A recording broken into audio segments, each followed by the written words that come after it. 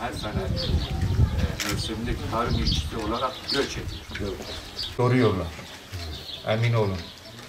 Yani bugün Konya'dan bir araştırmacı yazar aradı beni. Biraz bilgi almak istedi. Yani bu nasıl oluyor?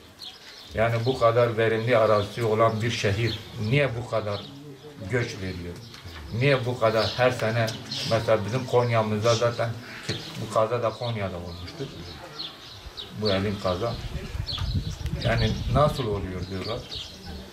Yani doğrusu bunun cevabı yoktur. Bunun cevabının üzerinde aslında hepimizin, gerek siyasetçilerin, gerek en başta hükümetin, milletvekillerimizin, belediye başkanlarımızın, sivil toplum örgütlerinin düşünmesi lazım. Bu ülkede sanayimiz yok maalesef. Yani eğer sanayi olmuş olsaydı memleketimize yeterince bir Antep gibi, Maraş gibi, Kayseri gibi sanayi gelişmiş olsaydı belki bu kadar göç vermezdik. Tarım konusunda da evet arazilerimiz var. Lakin bu makinalı sisteme geçtikten sonra ister istemez daha önce insanlar burada çalışıyordu ama şu anda hepsi göç etmek zorunda kalıyorlar. Arazi dağılımında sıkıntı olduğunu biliyoruz. Çok büyük arazi sahipleri var. 10.000 dönüm, 20.000 dönüm, 30.000 dönüme kadar. Yani bu arazilerde belli başlı ailelerin elinde olunca halkın büyük bir ekseriyeti bu arazilerden istifade edemiyor. Gönül isterdik her aileye 100 dönüm, 150 dönüm bir arazi düşmüş olsaydı kendi çapında o 100 dönümde çalışırdı. Bu Urfa'nın kaderi olmamalı yani diye düşünüyoruz. Bununla ilgili hükümet de, siyasiler de acilen bir tedbir almaları lazım.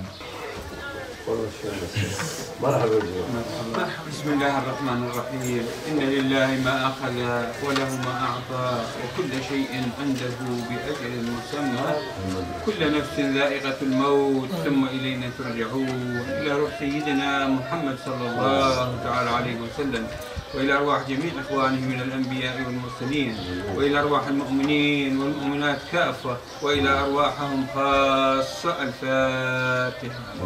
Varsa bunlara düğünde askere olan var, okuyan var, ihtiyacı olur, hayali de var. Bizim bölgede de biliyorsunuz arkadaş yani bir düğün gene nereden bakarsan 100.000 lira. Büyük toprak var. Tamam. Taniyle. Tamam biz geçerken gidip Yolun üstü bir 50 metre var. tamam. Allah razı olsun. Allah tekrardan sabırlar versin.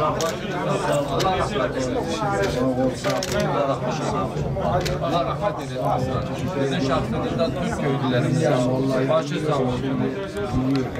Rabbim acınızı hafif etsin. Hafif etsin. Allah-u Teala sabırlar versin. Takdir-i ilahidir. Biz Rabbimize teslim olacağız. Veren de O'dur, alan da O'dur. Elhamdülillah diyeceğiz.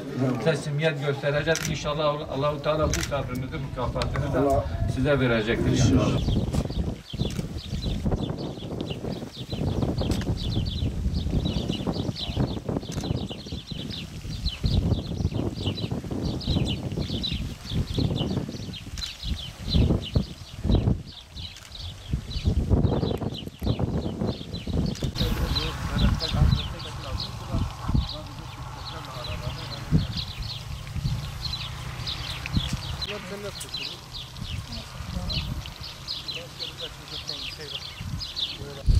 Cuma günü Konya'da mevsimlik tarım işçisi olarak çalışmaya giden Yukarı Yazıcı köyünden vatandaşlarımızın elin bir kaza sonucu vefat etmişlerdi.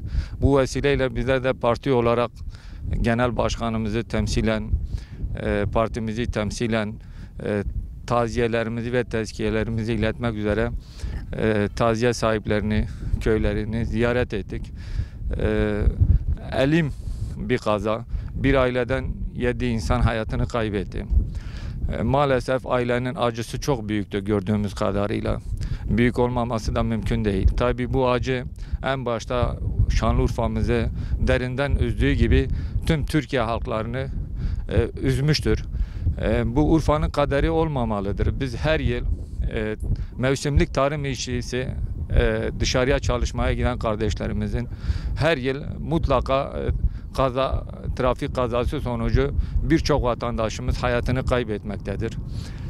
Urfa'nın bu kadar verimli arazisi olmasına rağmen bize dışarıdan sürekli soruyorlar. Yani Urfa GAP projesinin ana merkezi olan Harran Ovası gibi, Suruç Ovası gibi, Viranşehir, Ceylanpınar Ovaları gibi, Hilvan Ovası gibi verimli arazileri olduğu halde bu şekilde her yıl yaklaşık 200 bin insan mevsimlik tarım işçisi olarak dışarıya göç etmektedir. Bunun önüne bir türlü geçilemiyor. Tabi bu insanlar keyfi olarak dışarı gitmiyorlar. Yani ihtiyaçları var. İşsizlik has safhada Urfa'da ve Urfa genç nüfusunun en yüksek olduğu illerden bir tanesidir şehrimiz. Bununla birlikte işsizlik sorunu da çok yüksek olduğu bir yerdir. Tabii bizim köylü vatandaşlarla yaptığımız konuşmada özellikle belki bu kazanın müsebbibi olarak TEDAŞ'ı görüyorlar. TEDAŞ kendi arazileri olduğu halde sulama yapamadıklarını, gelip trafolarını söktüğünü, elektriği kestiklerini, bundan dolayı tarım yapamadıklarını, eğer elektriğimizi kesmemiş olsaydı en azından bu köyün %50'si belki çalışmaya gitmeyecekti, kendi evinde, kendi kapısının önünde çalışacaktı. Bu gibi sorunları dile getirdiler. Umulur ki bu kaza son kaza olur. Umulur ki milletvekillerimiz, belediye başkanlarımız, hükümet, sayın valimiz ve diğer tüm kurumlarımız, Tarım Bakanlığı olsun, harekete geçerler ve Urfa'daki bu mevsimlik tarım göçünü engellemek için imkanlar yaratırlar. Özellikle Urfa'nın sanayisinin gelişmemiş olması da bunda bir etkendir. Buna yönelik Urfa'ya ciddi anlamda teşviklerin, yatırımların yapılması gerekmektedir. Yoksa insanlar bu mevsimlik işçi ve bu yollarda ölmeye devam edecektir. Bu da bizi Urfalıları derinden üzmektedir. Bu vebal hepimizin boynundadır. Herkes elini taşın altına koyup bu Urfa'nın bu sorunun giderilmesi için ellerinden geleni yetkililer yapmalıdır.